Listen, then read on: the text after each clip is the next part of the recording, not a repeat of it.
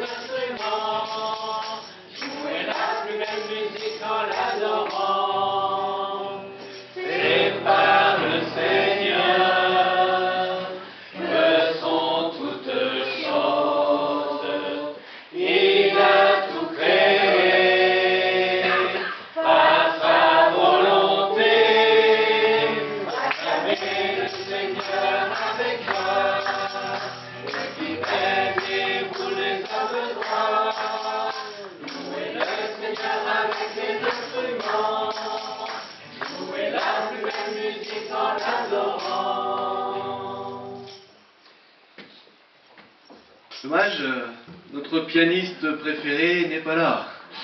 Donc on va faire beaucoup d'acapella ce matin. Mais je trouve qu'il n'y a pas beaucoup de fausses notes. Hein. Qu'est-ce que vous en pensez? On chante bien, hein. Alors, je ne vous demande pas de faire la star, ne vous inquiétez pas. Hein. Il est bon que l'homme prête généreusement et qu'il gère ses affaires avec équité, car rien ne pourra jamais l'ébranler. On se souviendra pour toujours du juste. Il n'a pas à craindre les bruits malveillants. Son cœur est tranquille. Deuxième passage, surtout cette fin, son cœur est tranquille. Pourquoi? Tout simplement parce que, ce qu'on a vu en premier temps, il révère l'Éternel. Il plie son cœur à sa volonté. Il plie son esprit à celui de Dieu. Comme l'apôtre Paul le dit, il y a un combat entre la chair et l'esprit. Il y a ce combat qui parfois fait rage. Mais Dieu, en Jésus-Christ, nous donne la victoire. Il nous demande justement d'être victorieux en lui, en Jésus-Christ. Donc, dans la crainte, même le chrétien reste tranquille. Il peut rester tranquille parce qu'il sait qu'il a un Dieu tout-puissant. Ce Dieu qui peut tout. Et même s'il nous permet de passer dans diverses épreuves, c'est pas simplement pour s'amuser, c'est pas simplement pour nous faire du mal, parce que c'est pas le cas du tout, c'est surtout parce qu'il a peut-être quelque chose à nous dire, il a besoin de nous parler, ou peut-être besoin de rectifier certaines choses. Alors, soyons à l'écoute de sa parole. Et donc, le deuxième chant que j'aimerais interpréter avec vous, c'est mon joyeux service. Qu'est-ce que nous allons faire ce matin ici présent? Avoir un service pour Dieu, être des adorateurs, être des sacrificateurs pour Dieu le Père. Amen. C'est mon joyeux service. Ah, qui le connaît? 1, 2, 3. Oh, ça va. Les jeunes connaissent. Bon. Tu le connais pas, mais c'est pas grave. Il n'est pas très compliqué. Je sais pas. C'est parce que s'ils chantent pas pareil. Oui, c'est parce qu'ils chantent pas pareil. Joyeux service, d'offrir à Jésus-Christ en vivant sacrifice, mon corps et mon esprit. Accepte mon offrande, bien-aimé Fils de Dieu, et que sur moi descende la flamme du Saint-Dieu. J'abandonne la vie sans regret ni frayeur à ta grâce infinie, ô mon libérateur. Accepte mon offrande, bien-aimé Fils de Dieu, et que sur moi descende la flamme du Saint-Dieu. Un feu nouveau s'allume par ton amour en moi, et dans mon cœur consume ce qui n'est pas à toi.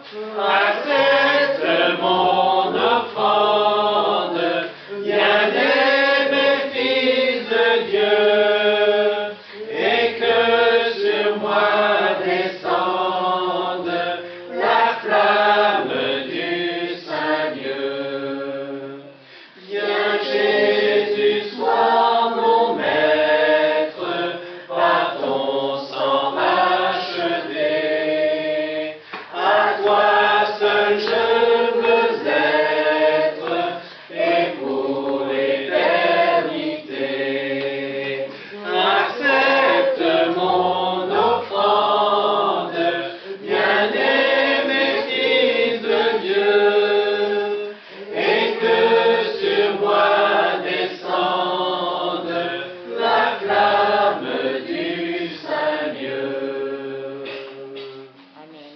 Gloire à Dieu. Ça va, ça a été. Ah, qu'est-ce que ça sera quand on sera là-haut?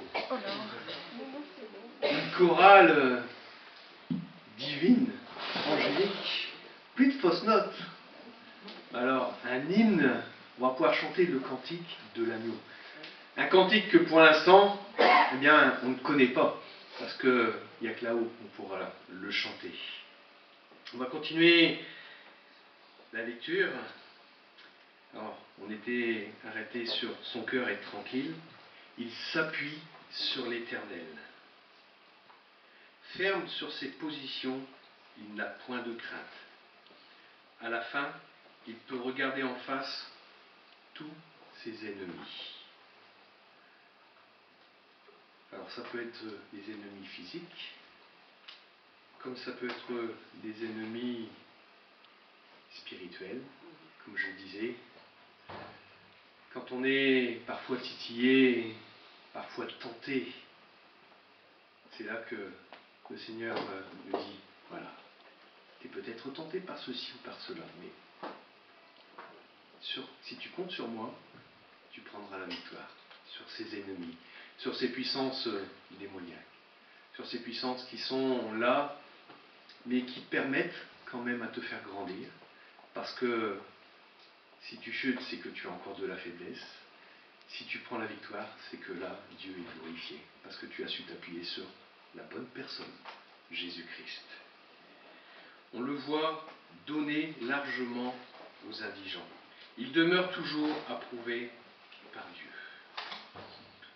Honoré de tous, il peut relever la tête, et le méchant en est témoin. Il s'enrage et s'aigrit. Il en grince de dépit. Il en est tout abattu. Oui, les désirs des méchants seront réduits à néant. On sait, de par la parole de Dieu, ce que sera la finalité de Satan et de ses anges, et de tous ceux qui auront refusé, qui se seront mis en obstacle à la volonté de Dieu, même à la grâce de Dieu. Leur finalité, eh bien, c'est une séparation éternelle. Ce n'est pas un lieu, c'est un état séparé de la gloire. Ils verront, mais ils ne profiteront pas. Parce qu'ils seront seuls, avec leur remords. Mais nous, eh bien, nous pourrons glorifier le Seigneur. C'est pour cela que j'ai pris ce troisième chant qui nous dit « Jésus, nous célébrons tous ta victoire ». Nous voulons célébrer ta victoire ce matin. Alors c'est un chant qui est assez rythmé. En plus, il y a des contretemps. Bon. Il y en a quelques-uns qui le connaissent aussi, celui-là. Alors, pardon ? Jésus, nous célébrons tous ta victoire. Jésus, Jésus, en amour nous remplit. Bon, on tente. Allez, comme un seul homme. Jésus, Jésus, nous célébrons tous ta victoire. Jésus, Jésus, ton amour nous remplit. Jésus, Jésus, quelle joie tu nous libères. Jésus, ta mort nous rend la vie.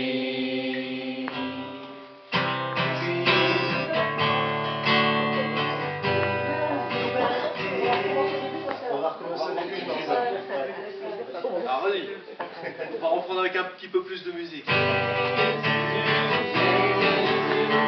Célébrons tous ta victoire, Jésus, Jésus, ton amour nous remplit.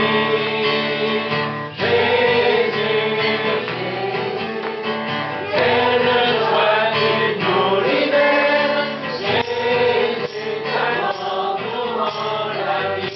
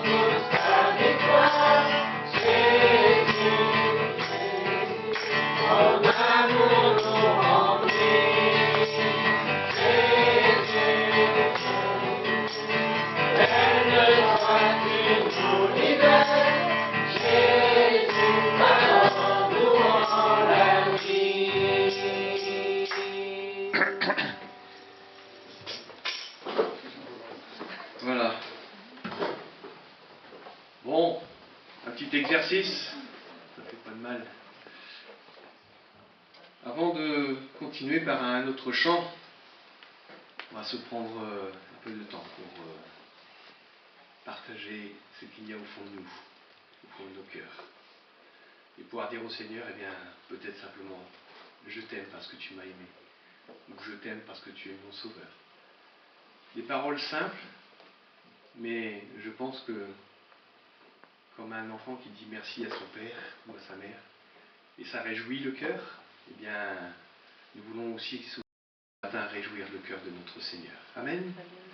Seigneur, nous voulons vraiment ce matin être un cœur, une âme, pour être reconnaissant, non pas pour ce que tu nous donnes, mais pour le don parfait que tu nous as accordé, cette grâce immense en Jésus-Christ, le pardon pour l'éternité. Seigneur, merci. Merci parce que maintenant, nous ne sommes plus de ce monde. Même si nous vivons encore dans ce monde, tu nous permets, Seigneur, de prendre des victoires comme nous l'avons chanté. Et Seigneur, merci de bénir chacun, chacune ici présent. Que ta grâce coule, que ton amour, Seigneur, fasse son œuvre dans chacun de nos cœurs. Merci de ce que tu nous permets aussi de pouvoir élever le nom de notre Dieu, le Tout-Puissant, l'Éternel, celui qui a créé le ciel et la terre, celui qui a tout fait de façon parfaite. Et aussi, Seigneur, parce que tu as créé l'homme et la femme, tu as dit, voilà, ceci est très bon. Merci parce que nous avons un Dieu de relation, un Dieu qui veut être en communion avec nous ce matin par l'Esprit. Alors sois loué, sois adoré, au nom de Jésus. Oui, gloire à Dieu, l'Éternel, celui qui répond à nos prières. Oui, amen. Peut-être tu voudrais partager la bonne nouvelle, René? Ah, tu peux venir le faire ici si tu veux. Je serai à côté de toi. Je remercie les frères et sœurs, l'église qui m'ont prié, qui m'ont soutenu Dans la difficulté. le 15 jours que je viens passer. Je vais faire mon fils. Mais Dieu a répondu aux prières. Gloire à Dieu. Il a fait un miracle parce qu'il a été extubé lundi dernier et jeudi rentré chez nous. Amen. Amen. Dieu n'est pas sourd. Et heureusement.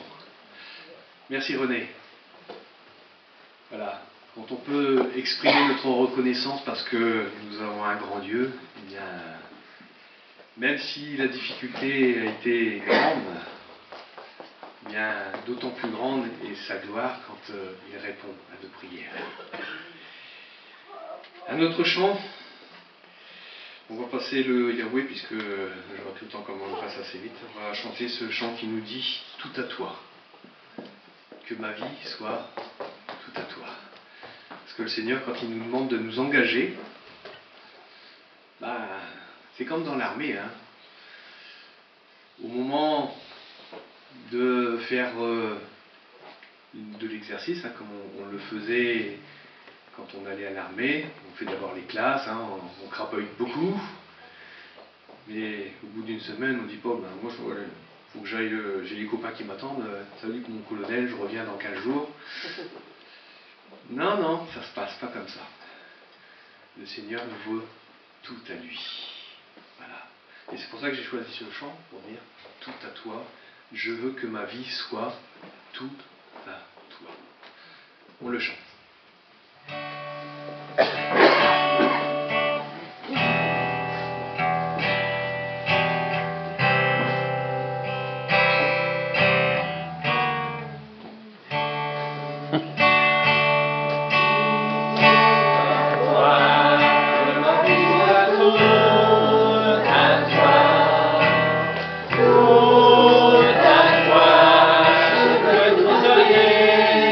Pour toi.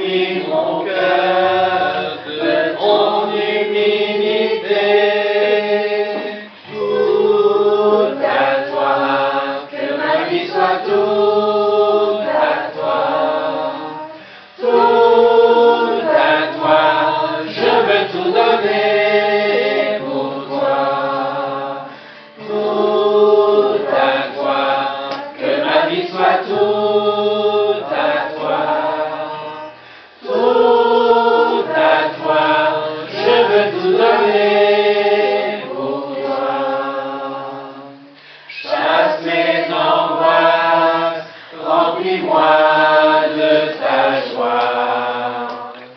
Prends mes soucis, mon âme espère en toi.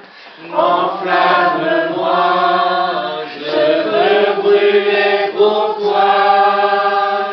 Tout à toi, que ma vie soit tout à toi.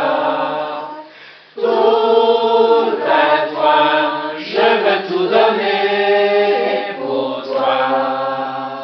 Tout à toi, que ma vie soit tout à toi. Tout à toi, je veux tout donner pour toi. Dans ce chant, je l'ai, entre guillemets, choisi aussi parce que le Seigneur, il s'est entièrement donné. Comme s'il nous avait fait cette déclaration, eh bien je suis tout à toi. Et je vais le prouver en allant jusqu'au sacrifice ultime, la mort de la croix. C'est ce que nous allons célébrer ce matin par le pain, le vin, nous rappeler de son amour. Père, pardonne-leur, ils ne savent pas ce qu'ils font. Et nous allons chanter « Chasse mon orgueil ». Et ô combien parfois, eh bien, l'orgueil essaye de ressurgir dans nos vies. Parce qu'on essaye de se prouver à soi-même qu'on est capable de s'en sortir seul. On est des grands, hein. Mais il y a des situations qui peuvent nous échapper. Et ça, c'est quelque chose que le Seigneur nous apprend. Nous ne maîtrisons rien. On pense maîtriser, mais non. Si nous maîtrisons quelque chose, c'est simplement par sa grâce. Parce que le Seigneur a dit, sans moi, vous ne pouvez rien faire. Voilà. C'est clair, net, précis. Est-ce qu'il y a quelqu'un qui n'a pas compris cela ce matin? Tous ont compris. Sans moi, vous ne pouvez rien faire.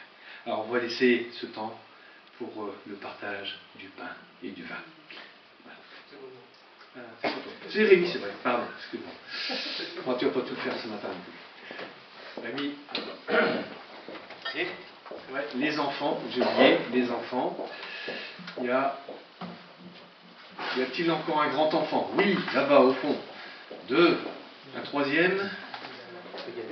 C'est de 7 à 77 ans, il paraît. Les enfants. Allez, je te laisse toute la place. Pardon? On va prier pour les enfants. Seigneur et Père, nous te les remettons, c'est vrai. Comme on dit souvent, ces petites têtes blondes. Nous te les remettons, nous te prions pour que cette parole, même si elle est simple, soit comme des graines de vie, des grains de blé, déposés sur une terre qui sera fertile, leur cœur, leur entendement. Et nous voulons croire que, eh bien, là aussi, ces paroles produiront du fruit pour l'éternité. Seigneur, donc bénis-les et bénis aussi Nathalie, Seigneur, qui apportera, Seigneur, ce conseil. Et pour ta gloire, Père, nous t'en disons déjà merci. Amen.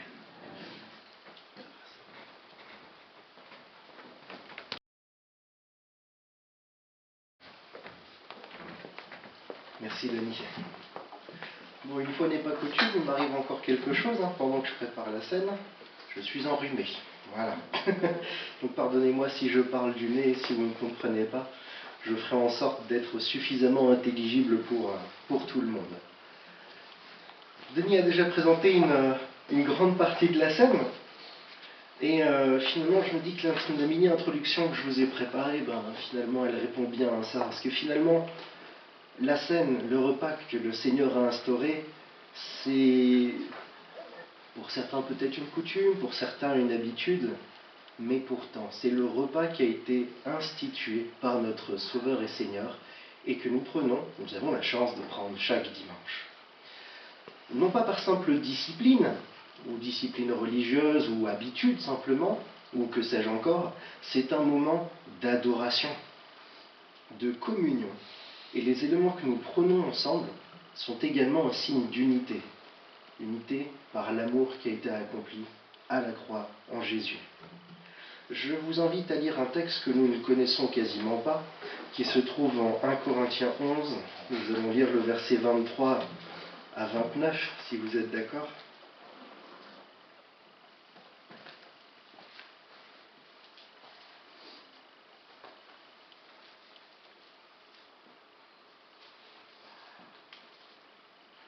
Nickel.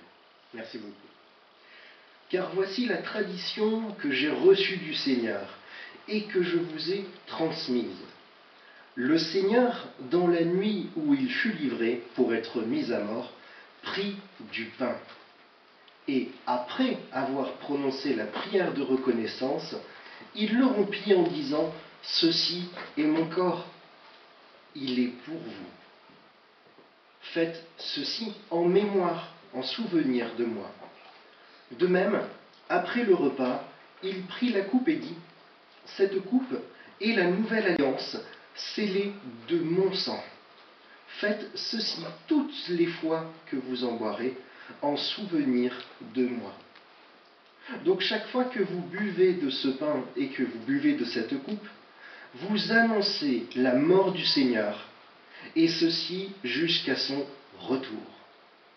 C'est pourquoi quiconque mangerait le pain ou boirait de la coupe du Seigneur d'une manière indigne se rendrait coupable envers le corps et le sang du Seigneur. Que chacun donc s'examine sérieusement lui-même, et alors qu'il mange de ce pain et boive de cette coupe. On va pouvoir arrêter la lecture ici. Je vous propose 4 points de lecture sur ce passage. Il y en a une infinité, mais 4 que j'ai particulièrement aimé travailler également, aimé redécouvrir, parce que la Bible est vivante, parce que l'Écriture est vivante, elle est utile pour apprendre, corriger, reprendre. Et la première raison et premier point, en fait, ce que je voulais reprendre par rapport à ce passage, qui est plus simple concernant la prise du repas du Seigneur, c'est qu'il s'agit du dernier repas de Jésus avant son arrestation, sa crucifixion et sa résurrection. C'est le dernier. Et il nous invite à simplement le faire en sa mémoire. Faites ceci en mémoire de moi. On l'a lu 2 fois. C'est également, le mot mémoire est utilisé dans l'épître de Luc, Luc 22, verset 19, c'est là où vous verrez le mot mémoire et non pas souvenir. C'est la même chose, c'est le synonyme. Et donc là, ici, nous avons donc lu en souvenir de moi, et l'entretien de ce souvenir qui perdure depuis des millénaires. Chaque chrétien, au travers des âges et du globe, personnellement me laisse sans mots, si ce n'est « à toi la gloire, alléluia, merci ». Je pense que là-dessus, tout le monde est d'accord. La deuxième raison pour laquelle ce repas n'est pas un simple repas, c'est l'usage du pronom « vous », pour vous. Tout a été accompli pour vous, pour nous. Nous en sommes les bénéficiaires. La plus belle description d'ailleurs de qui est ce fameux « vous » ou qui est représenté par ce « vous », vous le trouverez en Jean 17, du verset 6 à 26. Je vous promets, je ne vous le lis pas aujourd'hui. Je vais juste lire cet extrait du verset 20 à 23 qui nous dit « Ce n'est pas seulement pour eux que je te prie, » il parlait de ses disciples, « c'est aussi pour ceux qui croiront en moi grâce à leur parole. Je te demande qu'ils soient tous un, comme toi, Père, tu es en moi, et comme moi je suis en toi. Qu'ils soient en nous, qu'ils soient un en nous, pour que le monde croie que c'est toi qui m'as envoyé. Je leur ai donné la gloire que tu m'as donnée, afin qu'ils soient un, comme toi et moi nous sommes un. Moi en eux et toi en moi. Qu'ils soient parfaitement un, et qu'ainsi le monde puisse reconnaître que c'est toi qui m'as envoyé, et que tu les aimes comme tu m'aimes. » L'unité. Par et en Christ. C'est par sa grâce que nous pouvons comprendre et vivre ces choses, parce qu'il a tout accompli à la croix. L'unité. Vous. Troisième point. Vous serez d'accord avec moi lorsque je vous dis que le pain, c'est un aliment de base, un aliment de première nécessité. Vous serez aussi d'accord, par la foi, avec ce passage de Deutéronome 8, verset 3, que Jésus cita un peu plus tard lorsqu'il fut tenté au désert.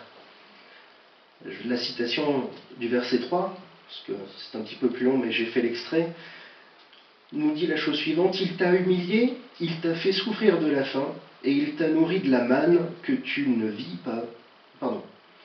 connaissais pas, et que n'avaient pas connu tes pères, afin de t'apprendre que, citation, l'homme ne vit pas de pain seulement, mais que l'homme vit de tout ce qui sort de la bouche de l'Éternel.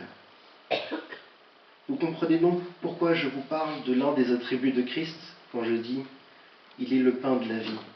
Jésus le déclare lui-même.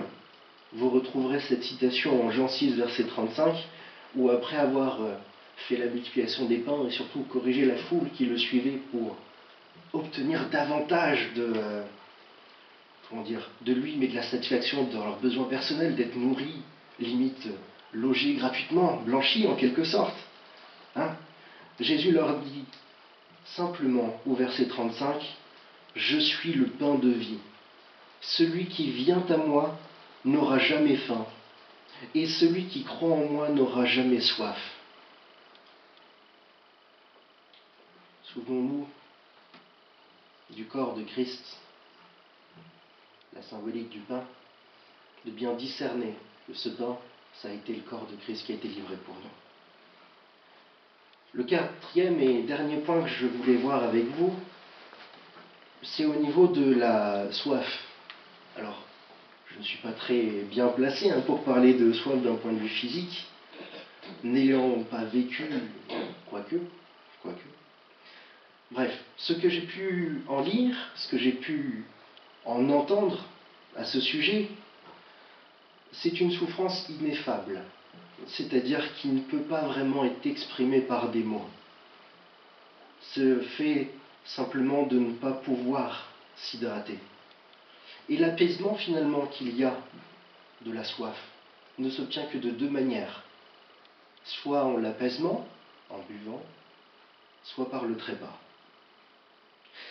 Oui, la soif physique est très dangereuse. Ce n'est pas moi qui vais vous dire le contraire. Mais finalement, la soif de notre âme ou de notre esprit, ne l'est-elle pas tout autant? Aussi, chacun reconnaissant Jésus comme son Sauveur et Seigneur qui, ayant porté le poids de notre péché à la croix, et dont le sang a coulé par celui-ci pour sceller la nouvelle alliance, est réel, nous réhydrate, nous permet de revivre, mais surtout de renouveler notre esprit. Tel qu'il est écrit également, le châtiment qui nous donne la paix est tombé sur lui, ou encore, semblable à un agneau mené à l'abattoir, tout comme la brebis muette devant ceux qui l'attendent, il n'a pas dit un mot. Jésus a été jusqu'au bout pour que nous vivions pendant le temps qui nous a été accordé sur cette terre et par la conséquence de notre foi en l'œuvre qu'il a accomplie une fois pour toutes. Nous pourrons vivre la vie éternelle et n'oublions pas que son sang a été versé pour le salut d'un grand nombre. Aussi réjouissons-nous, car nous n'avons pas vu et nous avons cru que ce qu'il a fait est vrai. Nous pouvons nous en réjouir, c'est un témoignage, c'est ce qui nous permet d'être réunis ce matin. Et là encore, c'est par la grâce que nous accorde le Dieu vivant, nous pouvons nous réjouir également de pouvoir nous réunir. J'insiste dessus. Surtout de pouvoir apporter notre reconnaissance, notre louange, notre prière, pour le moment en toute quiétude, en toute sécurité. Quelle grâce! Je conclurai en ajoutant que notre unité nous vient du renouvellement qui est opéré en nous par une repentance sincère à l'égard de notre péché. D'où l'importance de la croix, qui a été notre point de départ et qui nous accompagne tout le long de la vie durant, par Jésus-Christ, notre Sauveur et Seigneur. Alors élevons nos voix, nos pensées, notre cœur vers celui qui sait et qui voit tout. Je vous invite, avant de partager les éléments, à prendre un temps pour que chacun s'examine sérieusement soi-même. Et ensuite, nous partagerons ensemble et dans l'unité les éléments qui sont présents devant nous.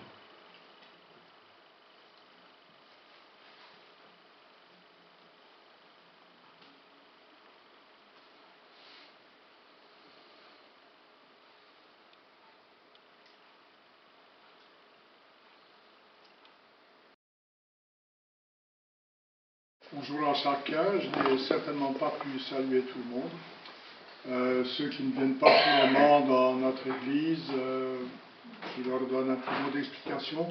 En ce moment, dans les prédications, nous abordons le Actes, donc le livre des Actes, et je trouve que c'est un livre très intéressant à étudier. On voit là les débuts de l'Église. Et finalement, les chapitres qu'on étudie sont pleins d'enseignements, pleins d'éléments pratiques que nous pouvons utiliser au quotidien. Donc c'est important d'étudier ce livre. Parce que vous voyez, là on a commencé avec les 12 disciples. Et regardez, maintenant nous sommes une multitude, nous sommes des millions et des millions de croyants, de chrétiens. Donc c'est merveilleux de pouvoir comprendre.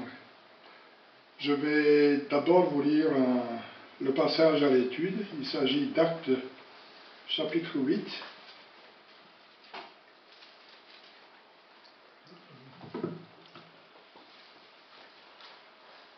Je ne parle pas aussi bien que Rémi, qui pourtant est enrhumé. Veuillez m'excuser. Je vais dire que je suis un étranger, que je ne parle plus le français de manière quotidienne, donc voilà. Voilà, donc, voilà. Non, pas trop vite.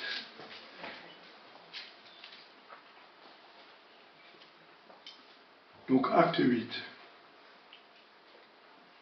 Saul avait donné son approbation à l'exécution d'Étienne. À partir de ce jour-là, une violente persécution se déchaîna contre l'Église qui était à Jérusalem. Tous les croyants se dispersèrent à travers la Judée et la Samarie, à l'exception des apôtres. Quelques hommes pieux enterrèrent Étienne et le pleurèrent beaucoup. Quant à Saul, il cherchait à détruire l'Église, allant de maison en maison pour en arracher les croyants, hommes et femmes, et les jeter en prison. Les croyants qui s'étaient dispersés parcouraient le pays en proclamant le message de l'Évangile. Philippe se rendit dans la capitale de la Samarie et prêcha le Messie à la population. Elle se montra tout entière très attentive à ses paroles en l'entendant et en voyant les signes miraculeux qu'il accomplissait. En effet, beaucoup de personnes qui avaient été possédées par des démons en furent délivrées. Il sortait d'elle en poussant de grands cris, et de nombreux paralysés et des infirmes furent guéris. Aussi, toute la ville était-elle dans une grande joie. Or, depuis quelque temps, un homme nommé Simon s'était établi dans la ville et y exerçait la magie. Il émerveillait le peuple de Samarie et prétendait être un grand personnage. Toute la population, du plus petit jusqu'au plus grand, lui accordait donc une grande attention. Cet homme, disait-il, est la puissance même de Dieu, celle qu'on appelle la grande puissance. S'il s'attachait ainsi à lui, c'était parce que depuis assez longtemps, il les étonnait par ses actes de magie. Mais quand ils crurent Philippe, qui leur annonçait ce qui concerne le royaume de Dieu et Jésus-Christ, ils se firent baptiser, tant les hommes que les femmes. Simon lui-même crut et il fut baptisé. Dès lors, il ne quittait plus Philippe, émerveillé par les signes miraculeux et les prodiges extraordinaires qui s'accomplissaient sous ses yeux. Quand les apôtres restés à Jérusalem apprirent que les Samaritains avaient accepté la parole de Dieu, ils déléguèrent auprès d'eux Pierre et Jean.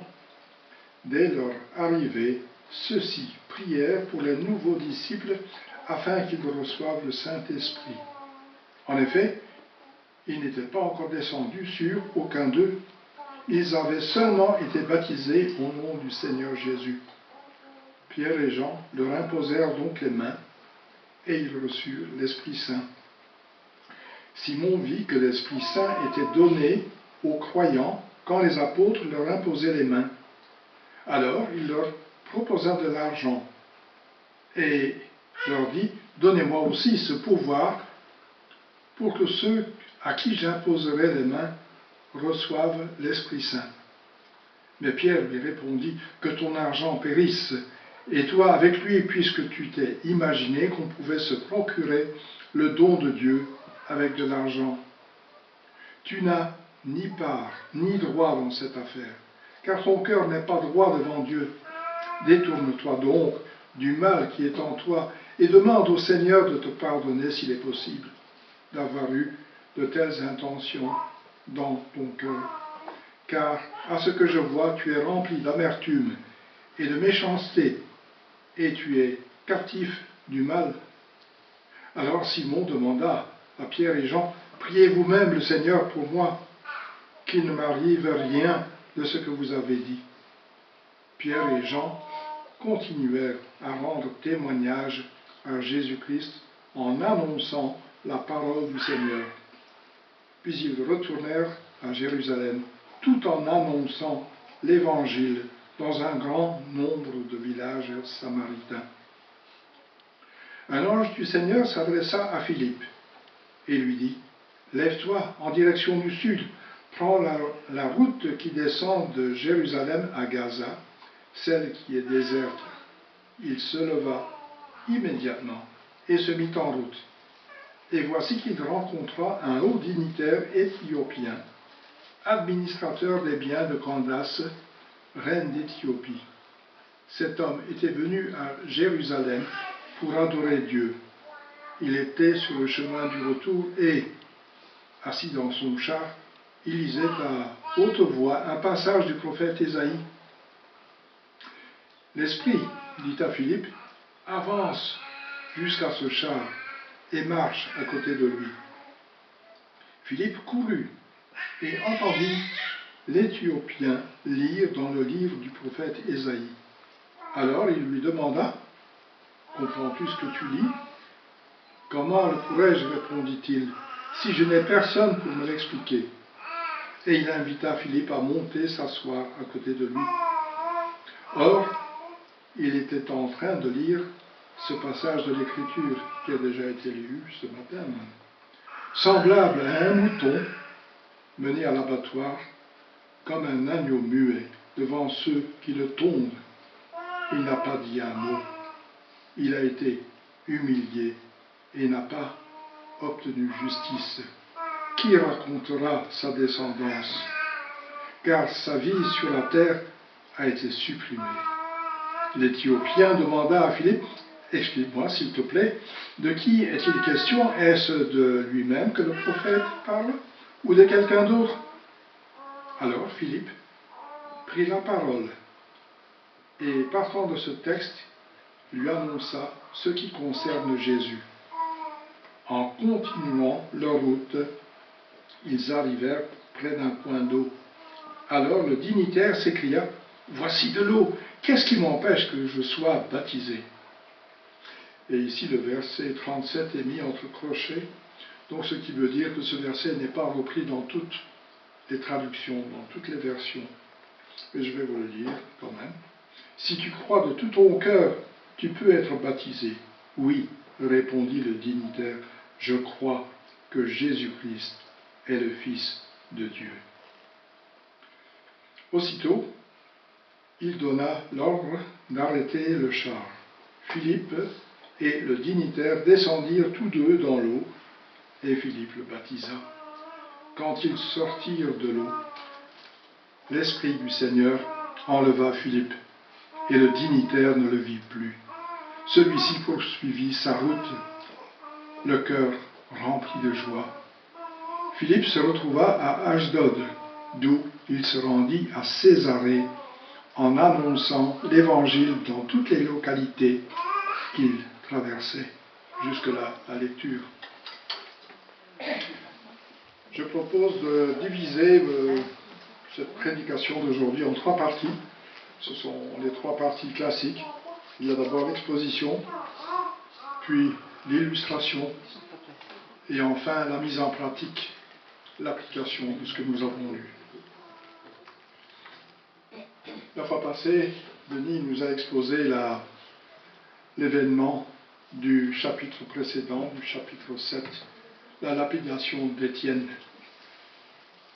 Cette lapidation d'Étienne a déclenché la persécution des chrétiens en Jérusalem. Les chefs juifs confirmaient ainsi le rejet de Jésus comme le Messie, comme leur Messie. Nous avons déjà parlé de Paul ce matin, de ce qu'il a écrit aux Corinthiens. Paul a, comme chacun d'entre nous, eu un passé différent.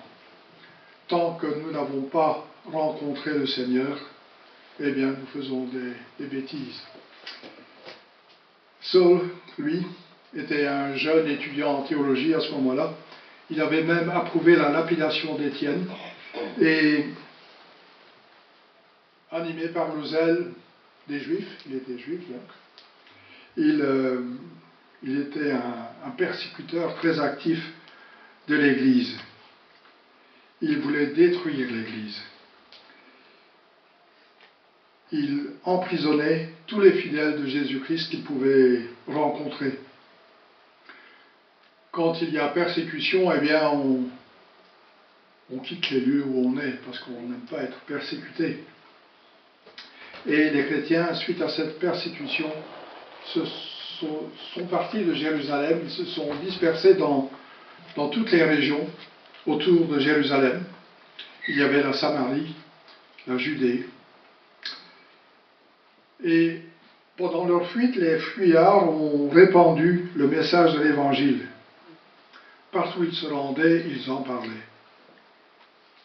C'est peut-être déjà là une première leçon pour nous. Et c'était le début de la mission de Dieu par l'Église. La mort d'Étienne pouvait sembler être un désastre pour l'Église naissante.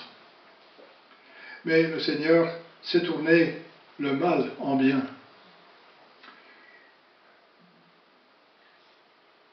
Certains s'imaginaient que l'Église n'allait pas résister au temps.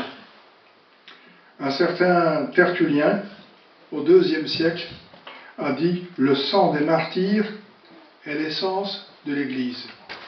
Donc, toutes ces souffrances ont finalement amené les gens à se disperser et à témoigner de leur foi. Malgré tout, de nombreuses personnes se sont converties comme nous avons lu. Et quand l'Église gagne du terrain, bien, vous pouvez penser que le diable y met son grain de sel aussi. Il sème l'ivraie, comme on a appris en Matthieu 13, par exemple.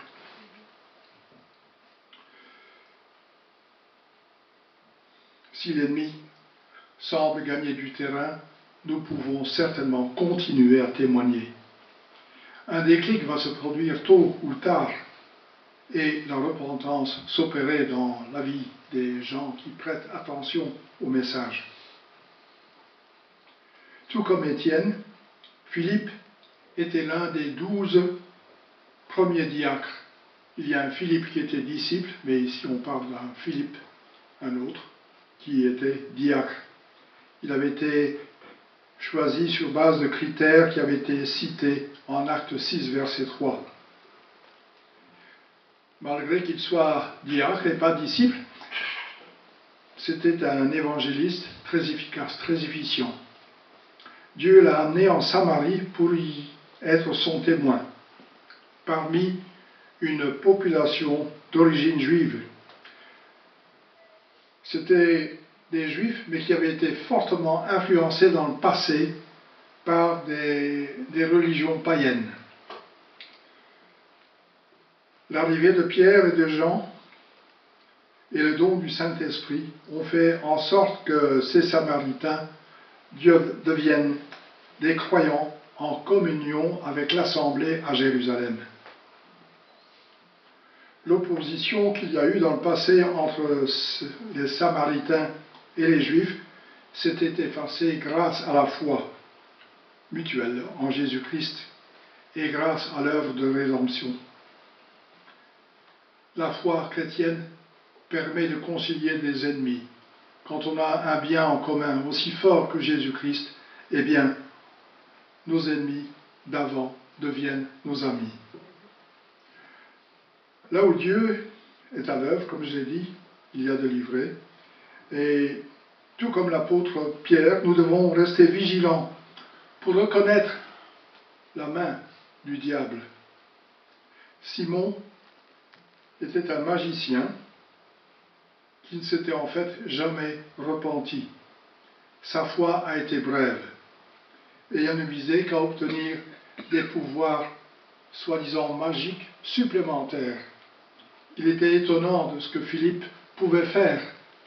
C'était vraiment la main de Dieu qui était avec Philippe. Ce n'était pas de la magie, simplement des trucs appris dans certains livres ou certains parchemins. Donc, Philippe se retrouve avec un individu maintenant isolé, cet Éthiopien qui rentre de Jérusalem vers son pays, et il s'intéresse de manière convaincante à l'Éternel. Il finit par comprendre que dans le rouleau qu'il est en train de lire, qu'il a probablement acheté à Jérusalem, il est question de quelqu'un qui souffre. Et nous savons que ce personnage, c'est Jésus-Christ, dont il est question en Ésaïe 53. Il comprend et il se fait baptiser. Je dirais déjà une première leçon pour nous. Nous devons être vigilants à ceux qui sont intéressés par les choses de Dieu. Et il faut aider les gens qui sont intéressés par la foi chrétienne. L'Esprit, dans cette œuvre, c'est notre allié. Il est notre guide. Et maintenant, je vais passer à l'illustration. Je vais parler de certaines choses plus en détail et illustrer un peu. Les chrétiens qui fuyaient Jérusalem se dispersaient donc dans les régions assez proches de Jérusalem finalement, mais assez loin pour être dans une autre province que Jérusalem. Et ils allaient donc en Judée et jusque dans la Samarie. Et ils n'hésitaient pas à proclamer le message de l'Évangile quand on leur demandait pourquoi ils étaient là, ou bien quand ils passaient dans une région et qu'ils s'arrêtaient pour boire un peu d'eau. On les interrogeait. Comme je l'ai dit, jusqu'alors, les Juifs ne franchissaient pas la ligne de séparation avec la Samarie. Vous vous souvenez de Jésus en Jean 4, il ne fait pas un détour pour se rendre dans cette région, mais il la traverse parce qu'il a un message important pour cette femme qui a eu plusieurs maris. Au temps de la domination assyrienne, donc il y a eu des empires successifs. Il y a d'abord eu les Assyriens, puis les Babyloniens, les Mèdes, les Perses, les Grecs et enfin les Romains. Mais en 721 avant Jésus-Christ, l'empereur qui était le dominateur de l'époque, a déporté une partie de la population de la Samarie et il a fait venir dans cette région des peuples qui étaient païens. Et en faisant cela, il affaiblissait l'ardeur des gens qui voulaient lui résister. Mais ces populations qui venaient de l'extérieur ont aussi apporté des coutumes et une religion qui était néfaste, une religion païenne. Et finalement, la culture de ces gens et les religions païennes se sont mêlées à la religion juive. Seuls les 5 livres de Moïse étaient utilisés pour le culte dans la partie qu'on appelle la Samarie. Et le lieu qui était fréquenté pour faire un culte à Dieu, pour rendre un culte à Dieu, était sur le mont Garizim. C'est d'ailleurs Jésus qui va rappeler ces choses à cette femme samaritaine. Philippe se rendit dans la capitale, comme il est mentionné dans le texte qu'on a lu, et il y annonçait l'évangile. Il était convaincant, miracle à l'appui. Dieu était avec lui, et c'était vraiment convaincant, parce qu'il pouvait dire, si je fais cela, si j'apporte un tel témoignage puissant, c'est grâce à Dieu qui me soutient, qui m'aide, et je parle pour lui. La réponse en Samarie a été massive. Parmi les intéressés, comme je l'ai dit, il y avait un certain Simon, qui était magicien, et il gardait une certaine emprise sur la population au moyen de trucs de magie. Vous vous souvenez, je suppose que David Copperfield fait traverser des murs dans ces trucs. C'est incompréhensible, mais il y a un truc qui va coûter des millions et des millions, parce que c'est une caste des magiciens. Et ils gardent des secrets bien gardés pour eux. Mais ce que Philippe a apporté en Samarie, c'était vraiment Dieu qui agissait. Et Dieu fait des choses remarquables. Ce Simon a été baptisé, mais par l'intérêt uniquement, comme je l'ai dit. Et comme vous pouvez lire en Matthieu 10, verset 8, la fin du verset 8, les dons sont gratuits. En réponse à la foi des Samaritains, ça s'est répandu certainement jusqu'à Jérusalem, et l'église de Jérusalem a envoyé Pierre et Jean dans cette région pour transmettre un don qu'ils n'avaient pas encore reçu lors de leur baptême. Et c'était le Saint-Esprit qu'ils n'avaient pas reçu. Et ça intrigue également Simon le magicien. Il veut avoir ce don, il veut même payer quelque chose, il veut avoir ce soi-disant truc. Mais en fait, c'est Dieu qui fait les miracles, qui permet d'obtenir des miracles et des guérisons. Des démons sont chassés. La conversion de Simon était probablement une conversion brève, sans repentance. Et on le voit nettement qu'il y a quelque chose qui ne va pas avec ce personnage. Donc les Samaritains ont reçu le don du Saint-Esprit dans un deuxième temps après leur baptême. C'est un cas unique que le Saint-Esprit ne soit pas donné immédiatement lors de la conversion, ou certains disent lors du baptême, mais c'est au moment de la conversion que le Saint-Esprit vient en nous pour comprendre les choses de Dieu.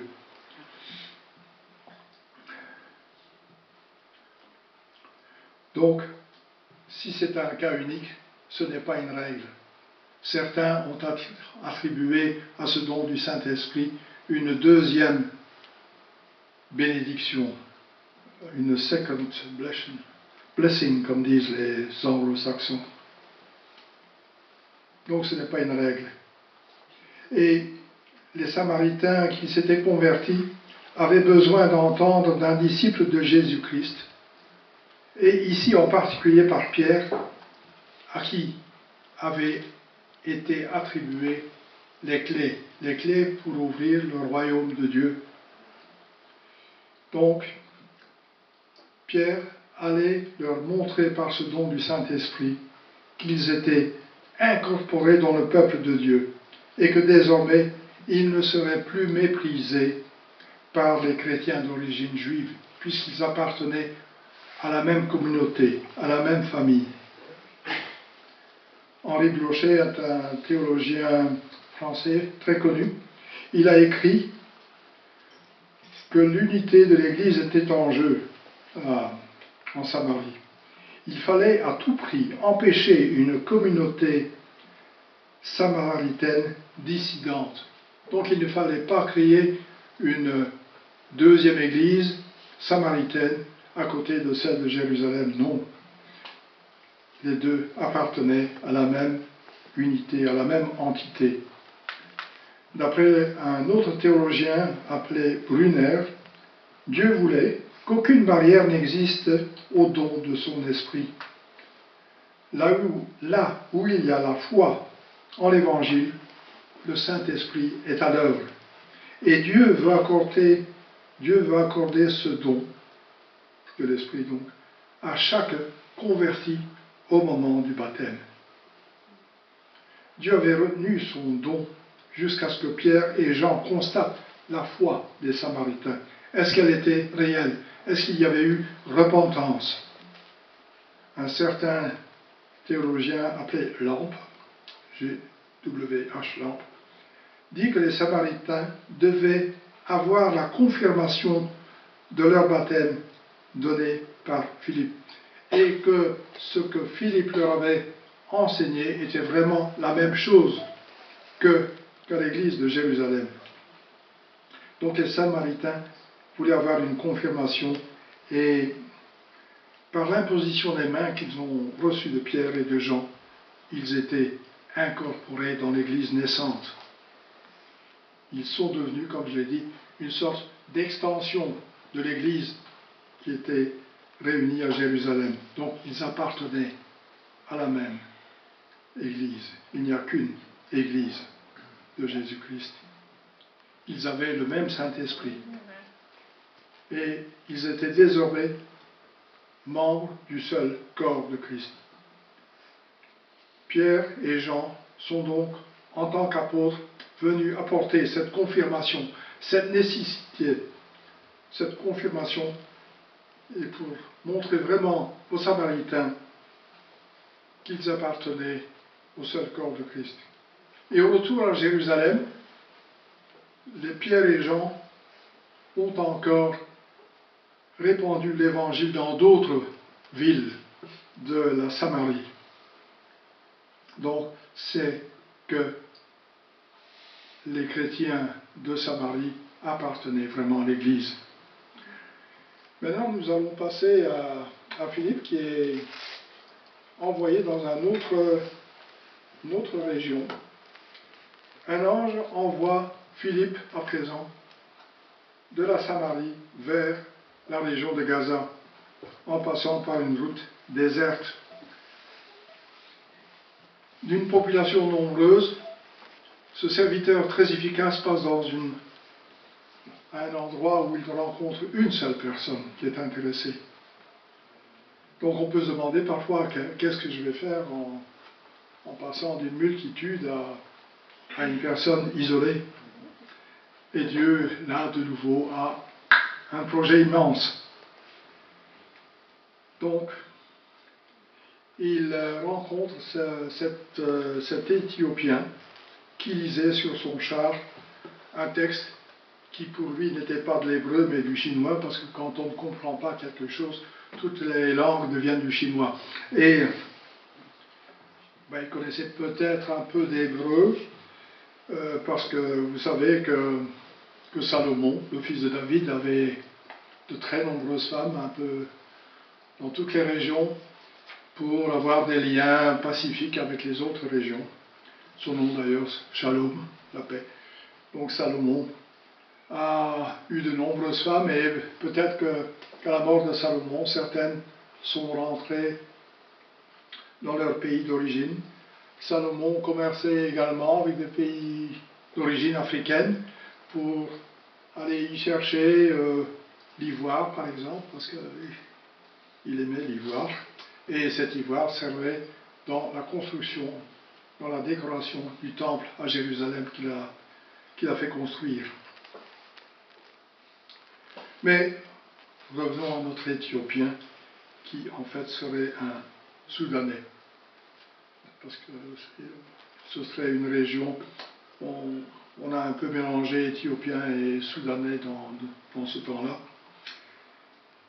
Et comme je vous disais déjà, sans explication supplémentaire, quand on lit un texte, on ne comprend pas, on est de bonne volonté quand on reçoit une Bible, par exemple quand les Gédéons distribuent, parfois c'est du chinois aussi pour les jeunes qui reçoivent, malgré tout le respect que j'ai pour l'œuvre des Gédéons.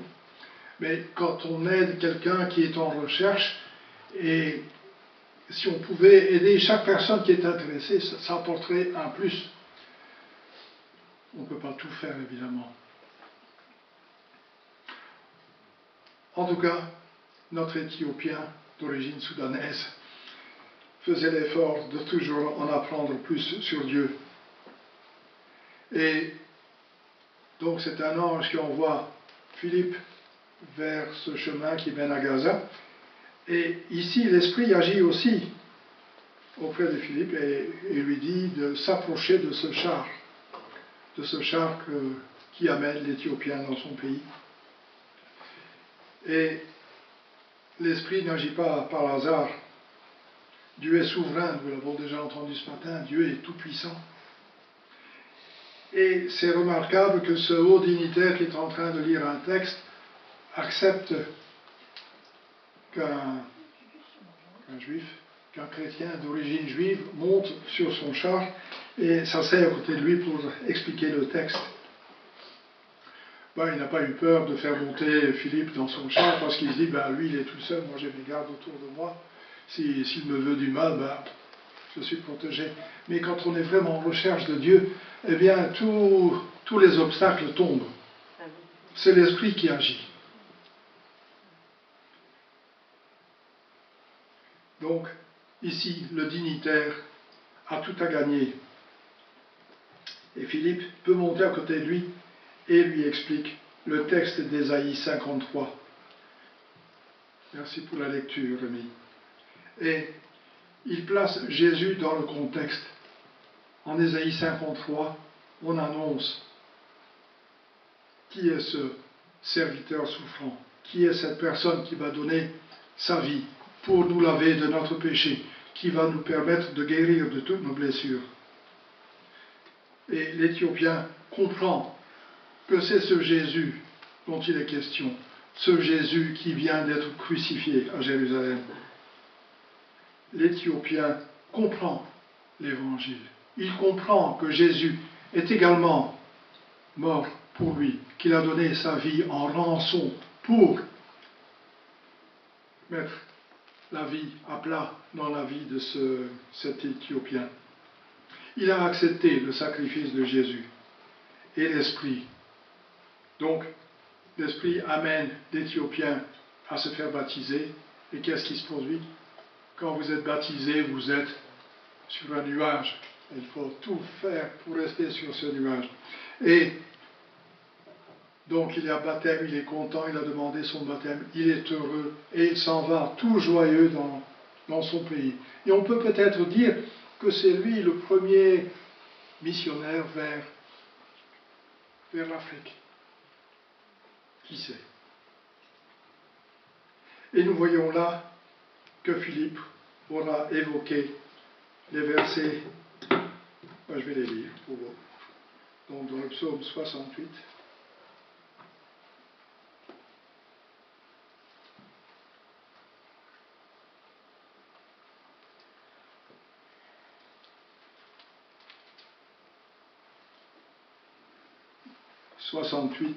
Donc psaume 68, verset 32. De nobles messagers arrivent de l'Égypte. Les Éthiopiens accourent, les mains tendues vers Dieu. Dans le 87,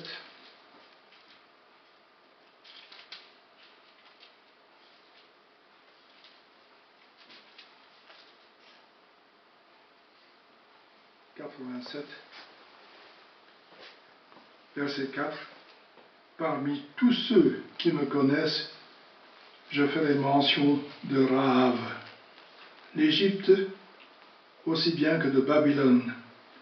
J'inscris la Philistie, et Tyr et l'Éthiopie comme étant né ici.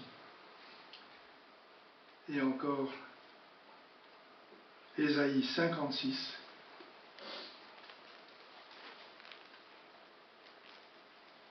Donc, Philippe aura très certainement indiqué ces versets à l'Éthiopien. Donc 56, verset 6.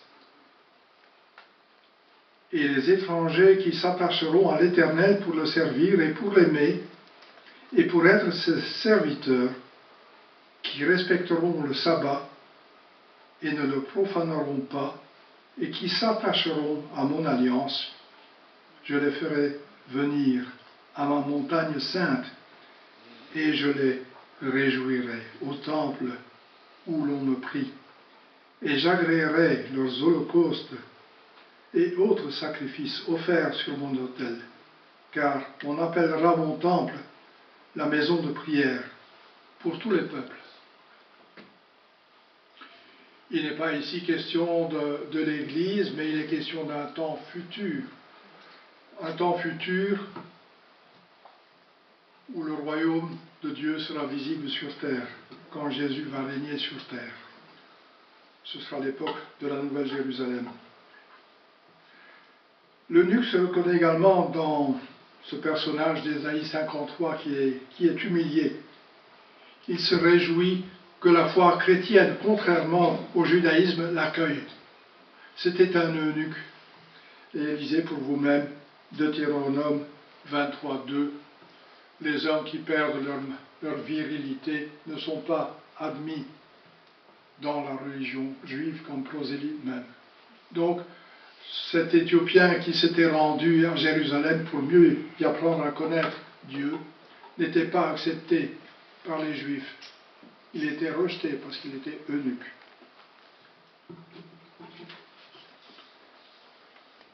Et l'eunuque comprend que contrairement au judaïsme, il obtient sa place dans le royaume de Dieu. L'origine de sa foi en Dieu, comme je l'ai dit, remonte peut-être au mariage du passé de Salomon. Les Juifs, comme je l'ai dit, avaient des comptoirs en Afrique. Des comptoirs commerciaux, je veux dire. Ce dignitaire a reçu la connaissance de Jésus, le Messie. Il avait fait un voyage de 4000 km pour rencontrer Dieu. Et il devait revenir dans son pays. Chapeau pour apprendre à connaître la foi chrétienne. Il cherchait le judaïsme, et finalement c'est la foi chrétienne qu'il a accueillie. Texte à l'appui, vous avez entendu. Je suis déjà allé en Israël et quand vous avez le malheur de ne pas savoir où vous êtes et que vous demandez à un juif de vous expliquer le chemin, il ne vous répond pas. Vous êtes un étranger. Donc, cet Éthiopien a probablement reçu le même accueil là-bas. On n'accueille pas les étrangers, ceux qui sont d'une origine autre que juive. Et ici, il était très heureux d'avoir été accepté dans la religion chrétienne. Sommes-nous heureux? Oui, nous sommes heureux d'avoir été acceptés par Jésus-Christ et d'être dans ce corps unique. Maintenant, je passe aux applications. Soyez tranquilles, j'en ai pas pour longtemps. Je vous ai parlé du Saint-Esprit qui a été donné dans un deuxième temps. Je répète, un événement unique ne peut pas être considéré comme une règle. Le don du Saint-Esprit est accordé immédiatement aux chrétiens quand il se convertit, ou en tout cas au plus tard au baptême. Le don du Saint-Esprit n'est donc pas une deuxième faveur que vous obtenez. Donc, je répète, le cas des Samaritains qui ont reçu le Samaritain dans un deuxième temps est un cas unique. La conversion du dignitaire éthiopien est également une leçon de choses pour nous. Nous apprenons qu'il faut accompagner les gens qui sont intéressés par la lecture, par la recherche de la vérité. des liens amicaux devraient nous permettre de parler de notre foi. Aux nouveaux amis, il ne faut pas tarder à témoigner, parce que parfois on est tellement amis avec quelqu'un qu'on n'ose plus sortir la foi chrétienne de notre chapeau, on n'ose plus. On est tellement liés qu'on a peur de vexer cet ami et de le perdre qu'on se tait parfois. On se tait trop longtemps. Je ne sais pas si vous connaissez Billy Bills, c'était un pasteur d'une région autour de Chicago. Il a écrit un livre qui s'appelle « Rien qu'un pas vers l'autre ». C'est un livre en voie d'épuisement. Il reste un livre en stock. Je l'ai commandé hier. Je l'ai en néerlandais, mais je l'ai commandé en français. Et il y a également un autre livre de ce Billy Bills qui s'appelle « Devenez des chrétiens contagieux ». C'est intéressant aussi. Mais ce livre n'est... Je ne sais pas s'il existe encore. Il y a des tas de livres intéressants, vous savez. Il en reste en librairie. Donc, les livres que je vous ai cités, Rien qu'un pas vers l'autre, ou bien Devenir un chrétien contagieux. Je pense que devenir un chrétien contagieux, ça existe encore. Ça peut nous aider à nous approcher des gens qui sont en recherche. La mission, c'est quelque chose de... ça devient une branche spécialisée. Il faut avoir un enseignement assez costaud pour pouvoir nous approcher des gens qui sont autour de nous. Mais on peut toujours essayer. Et si on voit que ça devient trop difficile, on peut demander à notre pasteur d'intervenir, d'aller visiter la personne qui est en recherche avec nous. Parce que quand on n'est pas professionnel, on n'a pas toujours les mots sur la langue au moment où il faut. Je sais que le Saint-Esprit nous aide, mais on est parfois dépassé par les choses. En tant que chrétien, on ne peut pas s'isoler. Il faut être sel de la terre. Et notre façon de vivre ou de nous comporter face aux difficultés, face aux joies, ça peut interpeller les autres. Et dire, mais enfin, comment tu fais pour être heureux dans telles circonstances? On doit être dans le monde, mais, comme connu, dans le monde, mais pas du monde. On peut participer à des activités du monde. On peut être inscrit dans un club de sport, mais il ne faut pas exagérer non plus. On ne peut pas participer à tout parce qu'on n'a plus le temps pour le Seigneur finalement. On appartient au corps de Christ. Il faut grandir dans la foi. Donc il ne faut pas courir à droite et à gauche. Dans le journal du réseau FEF, Fédération des évangéliques de France, donc pas moi, parce que je suis belge, enfin si, ça me parle aussi. Un certain Edward Nelson et un Gordon Margery conseillent à veiller sur notre langage, afin que les personnes à qui on parle comprennent plus facilement l'évangile. Il faut que ce soit aussi facile que possible. Il faut veiller à être compris, et tout en ne falsifiant pas le texte. C'est un exercice d'équilibre. Et ces deux auteurs, donc ce Nelson, nom de famille Nelson et Margery, ils citent un exemple de redéfinition des mots repentance et foi. Et ils citent se tourner vers Jésus-Christ en lui faisant confiance pour toute sa vie et se soumettre à lui. Ça, c'est la repentance. De son côté, David Brown, qui était le responsable en France pour le GBU, cite aussi, il ne parle pas de péché, il dit plutôt tourner le dos à Dieu. Donc, quand on parle de péché à quelqu'un, les gens disent qu'est-ce qu'il entend par là. Donc, on dit tourner le dos à Dieu. On ne dit pas repentance, donc toujours d'après Brown, mais plutôt réaliser ses fautes et souvent son éloignement de Dieu et revenir vers Dieu, en ayant l'intention de lui obéir. Pour conversion, on dit plutôt donner une nouvelle direction à sa vie. Et comme je l'ai déjà dit, les missionnaires, les évangélistes sont formés également. Il y a des facultés où ils sont enseignés. J'ai lu une partie de livre de Raphaël Hansenberger qui explique un peu ce qu'on devrait faire. Ce n'est pas facile de pouvoir s'adapter à tous les endroits. Comme par exemple Philippe, qui est devenu évangéliste, donc l'ancien diacre qui était envoyé sur le chemin du dignitaire, bien, il est renvoyé par l'Esprit, il est envoyé à Ashdod, et de Ashdod à Césarée, il va finalement s'établir, il va encore témoigner. Et dans cette ville de Césarée, c'était surtout les Romains qui avaient leur quartier général pour la région.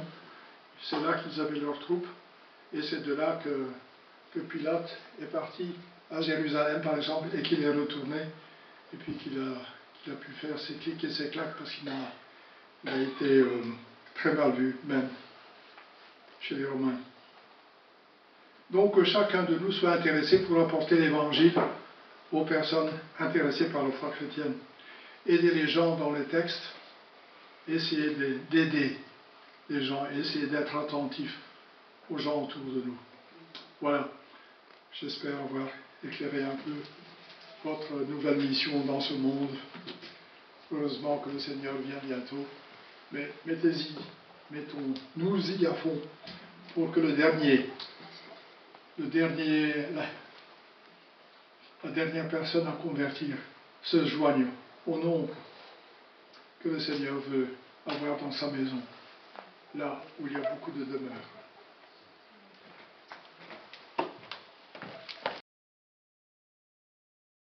Voilà. Suite à ce message, on aurait peut-être pu rechanter « C'est mon joyeux service ». On est au service du Seigneur, mais c'est pas celui-là qu'on prendra.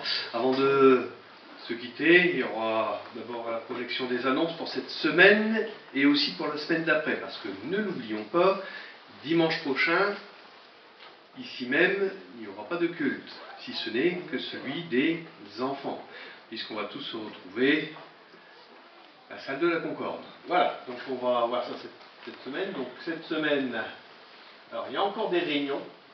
Alors, vendredi 26, ça s'est passé. Il y aura encore mardi à la C2R. Et un décalage, donc là c'est EDN, du fait qu'il n'y a plus de salle pour le moment. Donc ça se passera à Malo. Voilà pour les annonces. Ensuite, pour mercredi, on continue les études bibliques. Le psaume, là c'est 121. Donc si vous voulez vous joindre à nous, n'hésitez pas. On fait des séances par Jitsi Meet, donc on peut virtuellement être présent, si vous avez un ordinateur avec une caméra ou pas, parce que la vidéo n'est pas forcément nécessaire. À partir du moment où vous avez le son pour pouvoir interagir, il n'y a pas de problème. Donc il y a un lien, si vous le désirez, on vous l'enverra, mais il faut vous faire connaître. Alors, chez Annie, ma sœur, est-ce qu'il y aura un groupe de quartier? Est-ce qu'il y a des sœurs qui sont au courant? Parce que notre sœur Ruth n'étant pas là non plus. Bon, alors je suppose que c'est maintenu parce que j'ai pas eu de contre-ordre, hein, donc ça marche. Ensuite, donc ce samedi, chez Sylvie et Jean, vous confirmez. Donc notre frère Alex qui malheureusement n'est pas là ce matin, va continuer à édifier ce petit groupe pour progresser ensemble, un pas à la fois. Groupe de jeunes. Alors, j'ai changé l'affiche, hein, parce que jean basket, hein, c'était un peu trop, on va dire... Ouais, regardez, elles sont belles les baskets. Alors ça faisait un peu trop cliché, je trouve. C'est pour ça que j'ai dit, bon, je vais mettre un petit peu de couleur. Et puis, on voit qu'ils sont dans la joie. Hein, n'est-ce pas qu'ils sont dans la joie, les jeunes, de se retrouver? Voilà, donc si vous voulez participer au groupe de jeunes, n'hésitez pas, voyez Rémi et Bastien. Voilà. Ensuite, donc dimanche prochain, nous aurons donc cette célébration culte donc bien sûr à la salle de la Concorde, à partir de 10h, donc là c'est noté, de 10h à 17h, et l'accueil se fait à partir de 9h30. Donc là, vous voyez les enfants à partir de 9h30 ici, dans cette salle, où ils auront un culte adapté spécial pour eux. Voilà. On passe. Donc le lundi d'après, Chantal, d'accord, ça marche. Donc si les dames sont intéressées de participer à ce groupe, on partage autour de la parole de Dieu, avec sûrement un petit café, des petits biscuits. Hein? Chantal, oui. Voilà. Et donc, encore la semaine d'après, là, on fera le psaume 122. Donc, toujours pareil, par Gilles Smith. Et le samedi d'après, ceux qui font partie du CA, eh bien, se reconnaîtront et auront la tâche de venir pour pouvoir partager les choses qui nous concernent. Voilà. Et suite à cette réunion, il y aura une autre réunion dans la foulée, ancien DAC, on mangera ensemble et on discutera des affaires de l'Église. Voilà. Je pense que là, après, oui, c'est vrai que là, à cause du culte du 5 octobre, on a décalé le café culte. Ce café culte, entre guillemets, ce culte un peu différent que l'on fait en début de mois. Mais là, bon, à cause du 5, on a inversé. Voilà. Et joyeux anniversaire à Jean-François, et que je ne le vois pas, Jean-François. Alors, comme tu vas me regarder par Internet, je te souhaite joyeux anniversaire, Jean-François. Il y en a un deuxième aussi. Et il y en a un deuxième. C'est qui celui-là? C'est moi. Alors, je suis rentré dans la cour des grands, on m'a dit. J'ai dépassé la soixantaine. C'était dur, hein? Ah, je suis une personne âgée. Et tu vas On l'a chercher... déjà faite celle-là. Tu vas bientôt aller chercher ton colis. Ah ouais. Je vais pas aller chercher mon courrier à la ville de Calais. Ah, je travaille encore. Ne vous inquiétez pas. Voilà. Bon, merci encore pour vos messages, parce qu'il y en a eu plein sur Facebook et autres. Voilà. Et donc les annonces, vous pourrez les retrouver, bien sûr, sur le site et sur Facebook. Voilà. On va se séparer par un dernier chant. Ce chant que j'ai choisi, Mon encre et ma voile. Mon encre, tout simplement parce que nous avons besoin d'être ancrés en Christ, mais aussi ma voile parce que nous avons besoin d'être impulsés par le souffle de l'Esprit. Le Seigneur est celui qui nous conduit. Et vous savez que 1 degré sur un parcours de 10 000, eh bien on n'atteint pas le but. Et c'est pour cela qu'on a besoin du Seigneur pour nous corriger. Cette correction nécessaire pour nous permettre d'atteindre le bon port. Dieu, tu es ma force, ma consolation, une lampe devant mes pas. On se lève et on se sépare dans la joie. Amen.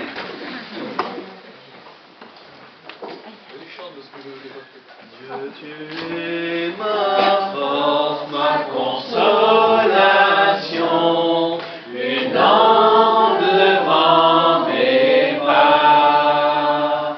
Ta voix triomphée de l'ouragan, emportez le combat. Tu m'offres chaque jour ton infaillible